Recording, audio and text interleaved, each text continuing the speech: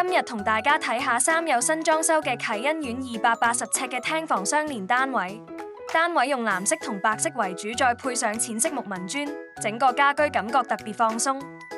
玄關有一組實用嘅洞板獅子櫃連鞋櫃，門口右側都有整組同色系嘅吊櫃來增加收納空間，每一層都可以獨立訂做適合嘅間隔。獅子櫃連住角落位延伸到客廳嘅位置，我哋仲做咗隱藏式嘅伸縮餐台，業主有需要嘅時候就可以開出來用。簡單幾個步驟就可以成張長台開晒出來，平時仲可以完整收入去櫃入面清空反客廳空間出來。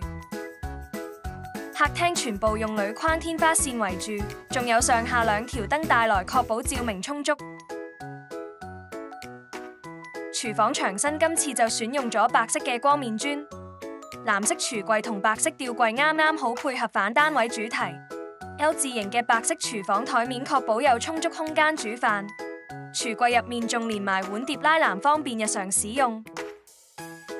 洗衣機同乾衣機就配合櫥櫃同地櫃來擺放。客廳另一邊就用玻璃趟門單獨間咗一間房出嚟，空間啱啱好可以擺到一張大雙人床。當然唔少得就係一面嘅櫃筒連到頂衣櫃啦。浴室嘅磚牆就同廚房一樣採用咗白色光面磚。洗手盆位就做咗智能鏡櫃同留空嘅開放格，方便擺放個人用品。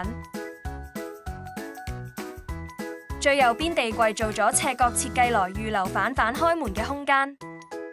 最後就有一套簡潔實用嘅弧形月屏為浴室做反乾濕分離。有興趣了解更多可以隨時電話聯絡我哋，亦都歡迎隨時到我哋三有嘅觀塘門市睇下。